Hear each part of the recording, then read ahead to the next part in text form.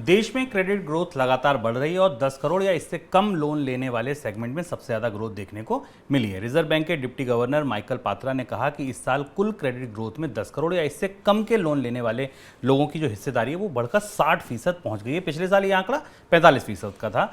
Michael Patra देश में पिछले 50 वर्षों के दौरान बैंकिंग ने कैसे प्रोग्रेस की है इसको लेकर एक कार्यक्रम हो रहा था, वहां उन्होंने ये बात कही है। उन्होंने कहा कि पहले के मुकाबले अब इंडस्ट्री की तरफ से लिए जाने वाले कर्ज में कमी देखने को मिल रही है। सर, छोटे कर्ज इतनी तेजी से क्यों बढ़ रहे हैं?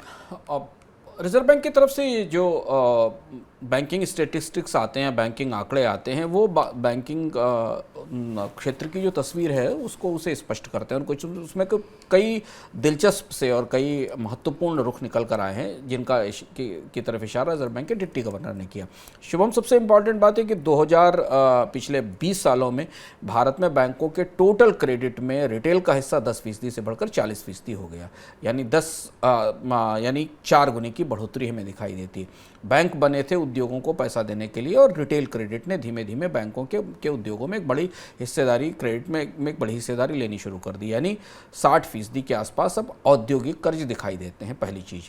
दूसरा महत्वपूर्ण ट्रेंड इस रिजर्व बैंक के आंकड़ों से निकल कर आता है कि छोटे आकार के 10 करोड़ से नीचे के लोन के जो कर्ज हैं उनका हिस्सा 60% है। स्वाभाविक सी बात है कि 10 करोड़ से नीचे के कर्ज में एक बड़ा हिस्सा रिटेल क्रेडिट का है और वही वजह है कि रिटेल क्रेडिट का हिस्सा बैंकों के क्रेडिट में बढ़ रहा है। पर इसका एक फ्लिप साइड, एक दूसरा हिस्सा ये है कि बैंकों के से बड़े कर्जदार बैंकों के पास अब नहीं आ रहे हैं। ये बैंकों से बड़ा कर्ज लेने वाले लोग केवल 40% बचे हैं और ये भारत के बैंकिंग उद्योग के लिए दो तरह की खबर हो सकती है। चुनौतीपूर्ण खबर हो सकती है क्योंकि उद्योग जो बड़ी संख्या में, बड़ी मात्रा में लोन लेते हैं लंबे समय के लिए, जिनकी फिनांसिंग के लिए बैंकिंग तैयार की जाती, वो धीमे धीमे बाकी स्रोतों की तरफ जा रहे हैं। तो वो शायद स्टॉक मार्केट से पूंजी उठा रहे हैं, वो शायद दुनिया के बाजारों से पूंजी उठा रहे हैं और हमने पिछले 2-3 सालों में भारत के उद्योगों में कर्ज संकट के कारण डीलेवरेजिंग भी देखी है। एक और आंकड़ा जो इस रिपोर्ट से निकल कर आता है वो भी काफ़ी महत्वपूर्ण है। आंकड़ा ये है कि जो बैंकों के पास अब लेंडिंग का स्ट्रक्चर बचा है, जो ढांचा बचा है उद्योगों के मामले में भी, उसमें भी बैंकों का शॉर्ट टर्म क्रेडिट धीमे धीमे घट रहा है और बैंकों के पास अब ज़्यादातर जो क्रेडिट लेने वाले लोग हैं वो लॉन्ग टर्म क्रेडिट के लोग हैं। ये माना जा रहा है कि बैंकों का 65% पोर्टफोलियो टर्म लोन्स का पोर्टफोलियो हो चुका है, जबकि जो शॉर्ट टर्म लोन्स होते हैं उनकी संख्या धीमे धीमे कम हो रही है। यानी बैंक लंबे समय के कर्ज की व्यवस्था में डिमांड की तरफ ज़्यादा फोकस कर रहे हैं और छोटे अवधि के कर्ज कम हो रहे हैं।